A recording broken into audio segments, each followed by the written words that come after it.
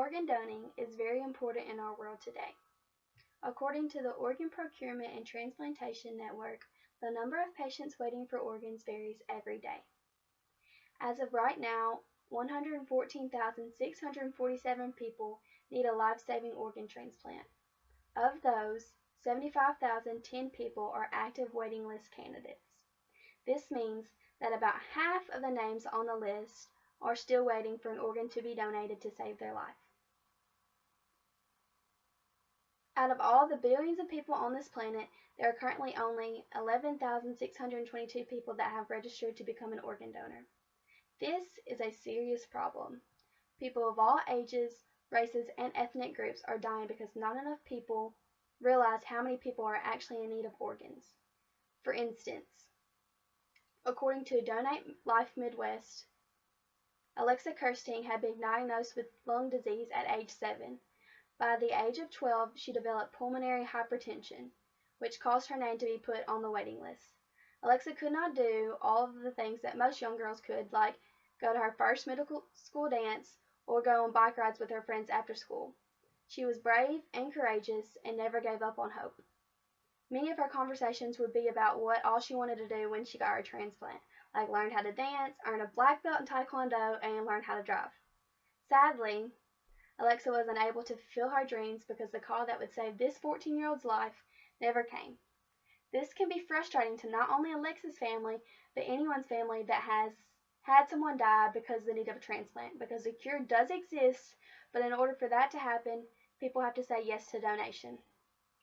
As a 16-year-old about to get their license, the question, do you want to be an organ donor, can be scary or confusing. To solve this problem, people of all ages, young and old, should be educated on what organ donating actually is and how by becoming one that you can save many of people's lives. Organ donation is simply giving an organ to someone else who needs a transplant with either consent from the donor while alive or after death with the consent of the next kin.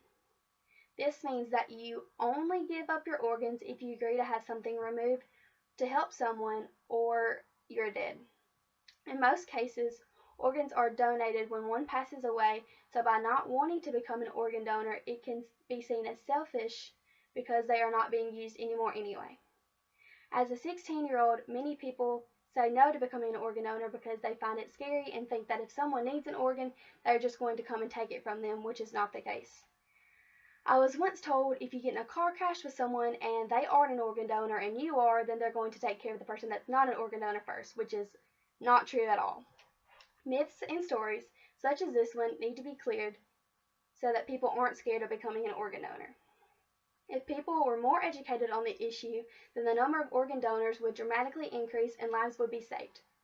According to the U.S. Department of Health and Human Services at organdonor.gov, a father, Stanley, suffered severe head trauma and became brain dead. His wife's decision to donate Stan's organs gave life to others. Since that day, donation has become a lasting legacy for their daughter, Jillian. Now Jillian encourages others to give the gift of life as a volunteer for LifeLink Georgia. She has had the courage to stand in front of people at the Atlanta Braves' Tom Glavine's spring training fundraiser for the Georgia Transplant Foundation to present Hannah Montana's autographed guitar as an auction item and to encourage 600 guests to become organ donors. Jillian and her braveness is a prime example that it is and never will be too early for a child to begin helping others. With this being said, I encourage my employees to become educated in organ donating, as did this little girl, and become registered. You can sign up when you visit your state motor vehicle office, and you can register online in your state. There are no limitations onto who can donate. There are no age restrictions. It just depends on your physical condition and the conditions of your organs. I also encourage my employees to encourage their families and friends and whoever else on the importance of organ donating and how many people's lives they could save. Put yourself in the shoes of the people that are on the waiting list.